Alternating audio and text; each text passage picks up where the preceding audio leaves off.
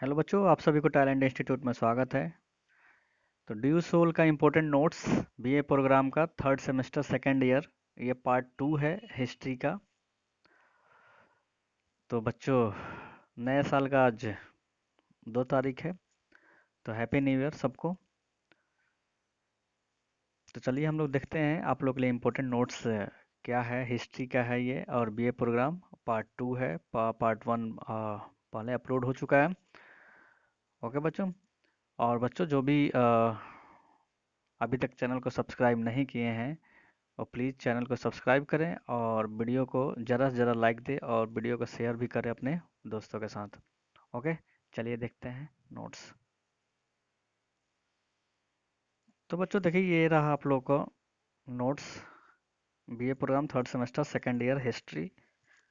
Question है, अगर राजपूतों की उत्पत्ति के बारे में क्या विभिन्न मत हैं, या अथवा राजपूतों की उत्पत्ति के सिद्धांत पर टिप्पणी लिखे, अथवा राजपूतों की उत्पत्ति पर प्रकाश डालिए। तो सबका आंसर ये जो लिखा गया है नोट्स में है, इसी के लिए नोट्स लिखा गया है कि राजपूत शब्द की सर्वप्रथम उत्पत्ति 6ठी शताब्दी ईस्वी में हुई थी। राजपूतों ने 6ठी शताब्दी ईस्वी से 12वीं सदी के बीच भारतीय इतिहास में एक प्रमुख स्थान प्राप्त किया था। ठीक है। राजपूत का सर्वत राजपूत शब्द जो है सर्वप्रथम उत्पत्ति 6ठी शताब्दी ईस्वी में हुई थी और 12वीं सदी के बीच भारतीय इतिहास में एक प्रमुख स्थान प्राप्त किया था। ओके बच्चों। तो देखिए, राजपूतों की उत्पत्ति के संदर्भ में विद्वानों ने कई सिद्धांत का उल्लेख दिया। बहुत सारे विद्वान ने इस पे उल्लेख भी दिए हैं। श्री कर्नल जेम्स टॉड द्वारा दिए गए सिद्धांत के अनुसार राजपूतों की उत्पत्ति विदेश मूल की थी। ठीक है ना, राजपूतों का जो उत्पत्ति था वो विदेशी मूल का था। उनका अनुसार राजपूत कुषाण, शक और हूणों के वंशज थे। ठीक है ना।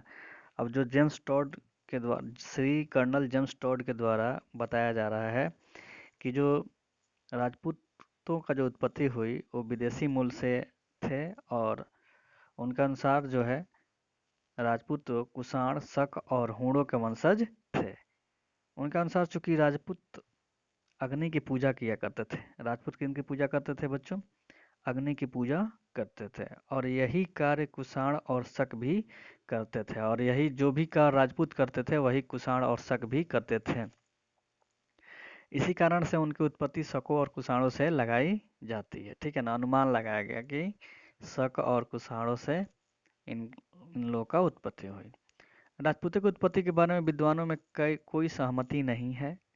कई विद्वानों द्वारा यह कहा गया है कि राजपूतों विदेशी आक्रमणकारियों जैसे कि शक, कुषाण, श्वेत, हूण आदि के वंशज हैं।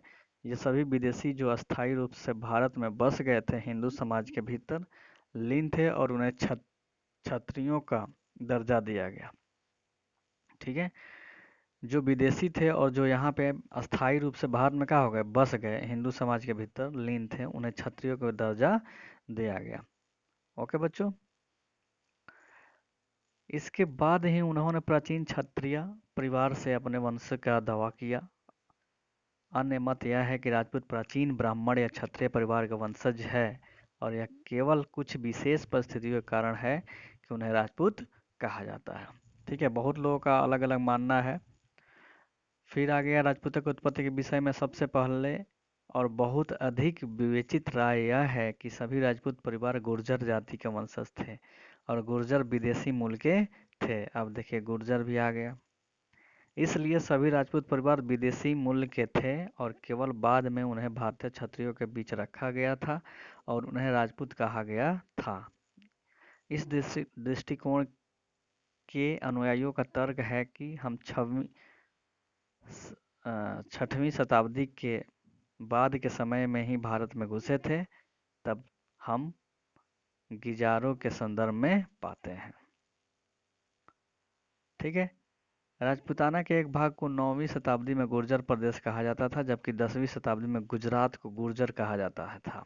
इसलिए कुछ विद्वानों ने वर्णन किया है कि गुर्जर अफगानिस्तान के माध्यम से भारत में प्रवेश करते थे, खुद को भारत के विभिन्न हिस्सों में बसाते थे और राजपूतों के पूर्वज थे।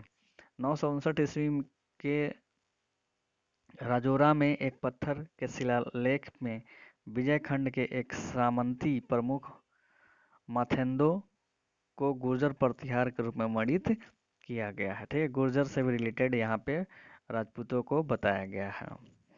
इससे यह निष्कर्ष निकला कि प्रतिहार भी गुर्जर जाति के एक शाखा थे। अब इससे यह भी निष्कर्ष निकाला गया कि प्रतिहार जो थे वो गुर्जर जाति के एक शाखा थे। ठीक है, ब्रांच थे। चालुक्यों ने उस विशेष क्षेत्र को गुजरात का नाम दिया। इसका अर्थ था कि चालुक्य भी गुर्जर थे। ये सब अनुमान लगाया गया। ठीक है बच्चों, पृथ्वीराज रासो ने यह भी वर्णन किया कि प्रतिहार चालुक्य, परमारों और चौहानों की उत्पत्ति एक यज्ञ अग्नि गड्ढे से हुई, जिसने राजपूतों के विदेशी मूल के सिद्धांतों का समर्थन किया है। ओके बच्चों, तो आप लोग के लिए नोट्स मैं तैयार कर रहा हूँ। तो आप लोग का काम है कि ज़्यादा से ज़्यादा बच्चों को के साथ वीडियो को शेयर करें और ज़्यादा से ज़्यादा लाइक करें, कमेंट्स करें जो अगर समझ में नहीं आता है तो। ओके, सारे सब्जेक्ट का मैं बना दूंगा, क्योंकि जब पेपर होगा आप लोग को 3 घंटे का और 1 घंटे का अपलोडिंग कराएगा। ठीक है ना, तो आप लोग को अगर पहले से पढ़े रहोगे तो आप लोग लिख सकते हो, या आराम से आप लोग वहाँ से उसी समय में ढूंढ लोगे। ठीक है ना, कि हाँ ये क्वेश्चन है यहाँ पे है, तो आप लोग निकाल के उस समय लिख सकते हो, क्योंकि उस समय मुझे तुरंत देना है आंसर क्वेश्चन का नहीं हो पाता। ठीक है ना, नहीं हो पाएगा, तो इसलिए मैं पहले ही बहुत सारा क्वेश्चन मैं अपलोड कर देता हूँ और इसी में से क्वेश्चन आने का है। ठीक है ना, और आप लोग के पास अभी बुक भी नहीं है, तो इसीलिए आप लोग इससे तैयारी करें। तो देखिए कह रहा है कि आगे बढ़ते हैं हम लोग। इसलिए कई विद्वानों ने वर्णन किया कि राजपूतों के सभी 32 कुलों की उत्पत्ति गुर्जर से हुई, जो विदेशी थे, और इस प्रकार सभी राजपूत विदेशी थे और उन्हें बाद में क्षत्रिय का दर्जा प्रदान किया गया था। समझे, सब सब क्या थे, विदेशी थे। ठीक है ना, और बाद में राजपूत का दर्जा प्राप्त किया क्षत्रियों का। हालांकि आधुनिक इतिहासकारों के बहुमत से इस दृष्टिकोण को स्वीकार नहीं किया गया है। यह निश्चित नहीं है कि खज्जरों को गुर्जर कहा जाता था। परमार को छोड़कर बाकी 3 राजपूत कुल ने अपनी बलिदान को अग्निकुंड से बाहर करने से इनकार कर दिया। इस बात का कोई प्रमाण नहीं है कि इन 4 राजपूत वंशों के खून के रिश्ते थे। इसके विपरीत यह अधिक विश्वसनीय माना गया है कि गुर्जर के भीतर परमार और चालुक्यों का कोई संबंध नहीं है। अब देखिए, किसी भी प्रारंभिक मुस्लिम रिकॉर्ड में उल्लेख नहीं किया गया कि गुर्जर एक कबीले थे, बल्कि एक विशेष क्षेत्र को गुर्जर कहा जाता है। भारत में कई परिवारों का नाम इस क्षेत्र के नाम पर रखा गया था, इसलिए यह स्वीकार करना अधिक तर्कसंगत है कि प्रतिहार और वह कबीला था जिसने गुर्जर राज्य पर कब्जा कर लिया था। ओके, अरब विद्वानों सुलेमान और अबू जैद ने जुरज को एक राज्य के रूप में वर्णित किया और उन्होंने गुर्जर राज्य के लिए जुरज शब्द का इस्तेमाल किया। इसलिए आधुनिक इतिहासकारों ने इस दृष्टिकोण को स्वीकार करने से इनकार कर दिया कि सभी राजपूत कुल गुर्जर के वंशज थे, और चूंकि गुर्जर विदेशी थे इसलिए सभी राजपूतों का विदेशी मूल था। ठीक है, टॉड ने राजस्थान के अपने एनलस एनालस एंड एंटी एक्टिविटीज में घोषणा की कि राजपूतों के मूल सिथियन थे। उन्होंने विदेशियों जैसे सकास, कुषाणों और हूणों आदि और राजपूतों के रिवाजों के बीच समानताएं व्यक्त की। उन्होंने कहा कि अश्वमेध यज्ञ, घोड़े की पूजा और हथियार और समाज में महिलाओं की स्थिति इन विदेशियों और राजपूतों के बीच समान थी, और इसलिए घोषित किया गया कि राजपूत इन विदेशियों के वंशज थे। तो बहुत सारे कारण से बताया जाता है। अब देखिए, विलियम ब्रूक ने टॉड के दृष्टिकोण को समर्थन किया। एक विलियम ब्रूक जो थे, टॉड के दृष्टिकोण का क्या समर्थन किया। उन्होंने कहा कि राजपूतों के कई पारिवारिक नामों का पता इन विदेशियों के आक्रमण की अवधि और विशेष रूप से हूणों के काल से लगाया जा सकता है, और इन प्रकार विदेशियों से उनकी उत्पत्ति के सिद्धांत को सही ठहराया जाता है। ओके बच्चों, फिर कहा कि उन्होंने कहा कि यहाँ तक कि गुर्जर भी विदेशी थे जो हूणों के आक्रमणों के समय भारत आए थे, हिंदू धर्म स्वीकार किया, भारतीयों के साथ विवाह संबंध में प्रवेश किया और इस प्रकार कई राजपूत परिवारों को जन्म दिया। बाद में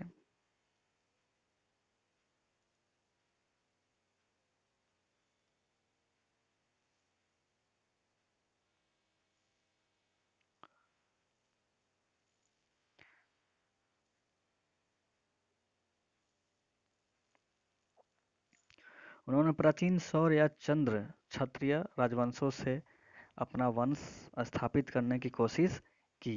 doctor doctor V A Smith ने उसी दृष्टिकोण का समर्थन किया। उन्होंने देखा कि हूणों के आक्रमण ने भारतीय समाज को गंभीर रूप से प्रभावित किया, जिसने कई सामाजिक परिवर्तन लाए और कई नए शासक राजवंशों की स्थापना की। इसलिए राजपूत परिवारों में कई लोग विदेशियों के हैं, जबकि कई अन्य क्षत्रिय परिवार के हैं। तो सबका अलग अलग राय है बच्चों, देख लीजिए। डॉक्टर ईश्वरी प्रसाद, डॉक्टर भंडारकर ने भी राजपूतों के विदेशी मूल के इस सिद्धांत को स्वीकार किया। डॉक्टर ईश्वरी प्रसाद राजपूतों को निम्न निम्न जन्म के क्षत्रिय नहीं मानते हैं, हालांकि वह स्वीकार करता है कि हिंदू समाज के भीतर विदेशी आक्रमणकारियों के अवशोषण से राजपूतों की उत्पत्ति हुई। पृथ्वीराज चौहान के दरबारी कवि चंद बरदाई की कुछ विशेष मान्यताएं कहती है कि राजपूतों की उत्पत्ति एक अग्नि कुंड से हुई थी। उनके अनुसार जब परशुराम ने सभी क्षत्रियों का विनाश किया, तब प्राचीन ऋषियों ने वैदिक धर्म की रक्षा के लिए माउंट आबू में यज्ञ किया था। अब देखिए बहुत सारा है। उस यज्ञ में से 4 वीर पैदा हुए थे और इन वीरों के वंशज 4 राजपूत परिवार के थे: चौहान, सोलंकी या चालुक्य, परमार और प्रतिहार। यह राजपूतों के विदेशी मूल के दृष्टिकोण को का भी समर्थन करता है। लेकिन पंडित गौरीशंकर ओझा ने उपरोक्त दृष्टिकोण को खंडन किया। अपनी पुस्तक द हिस्ट्री ऑफ राजपूताना में वह कहते हैं कि भारत में बसने वाले विदेशियों के रीति रिवाजों के बीच कर्नल टॉड द्वारा खींची गई समानताएं राजपूतों के विदेशी होने के दृष्टिकोण को उचित नहीं ठहराती है। इन विदेशी आक्रमणकारियों के आने से पहले इन रिवाजों में से अधिकांश बड़े हो गए थे। ओके बच्चों, इसलिए राजपूतों ने अपने विदेशी मूल के कारण इन रीति रिवाजों का पालन नहीं किया। इसके विपरीत इन विदेशियों ने भारतीय होने की प्रक्रिया में इन भारतीय रीति रिवाजों को स्वीकार किया। वह आगे कहता है कि राजपूतों को नस्ल या भौतिक सुविधाओं के आधार पर विदेशी मूल का होना स्वीकार नहीं किया जा सकता था, इसलिए वह राजपूतों को प्राचीन क्षत्रिय परिवारों का वंशज मानते हैं। डॉक्टर चिंतामणि भी इस दृष्टिकोण का समर्थन करते हैं, तो बहुत लोग इसका समर्थन करते भी हैं। डॉक्टर आर सी मजूमदार जैसे कुछ आधुनिक इतिहासकार डॉक्टर हरिराम और डॉक्टर दशरथ शर्मा कहते हैं कि अधिकांश राजपूत परिवार प्राचीन क्षत्रिय ब्राह्मण परिवार के वंशज हैं। देखिए, अब ये भी कहना है कि पहले से क्षत्रिय और ब्राह्मण परिवार के वंशज है। हालांकि कुछ परिवारों का वंश संदिग्ध है। डॉक्टर आर सी मजूमदार का तर्क है कि राजपूतों को उनकी जाति के विदेशियों के कुछ समानांतर रीति रिवाजों के आधार पर विदेशी मूल का होना स्वीकार नहीं किया जा सकता है।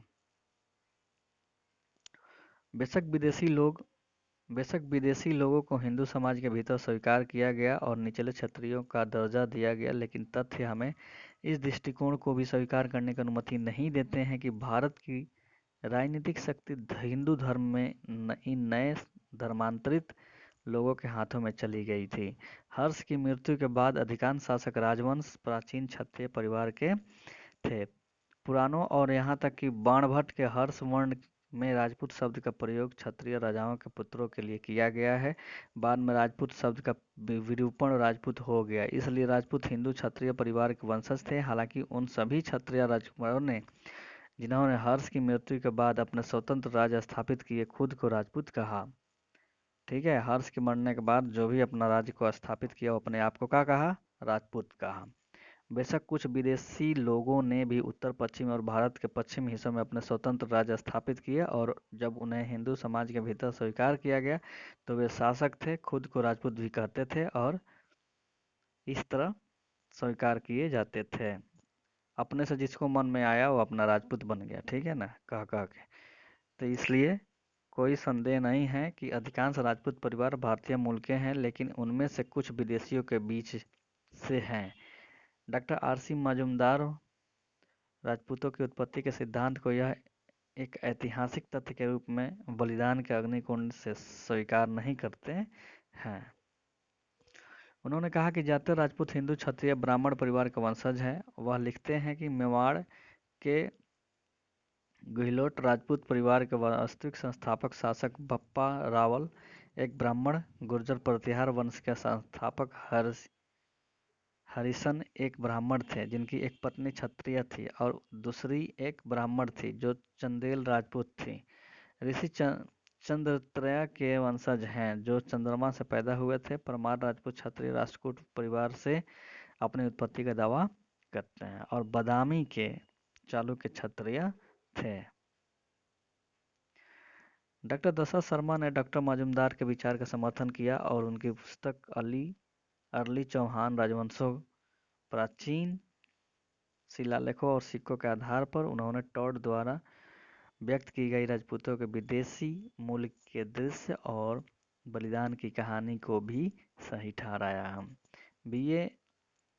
स्मिथ भंडारकर आदि उन्होंने कहा कि चौहान, गहलों, पल्लवों, कदंबों, प्रतिहारों और परमारों जैसे राजपूतों के सभी महत्वपूर्ण राजवंशों के संस्थापक ब्राह्मण थे।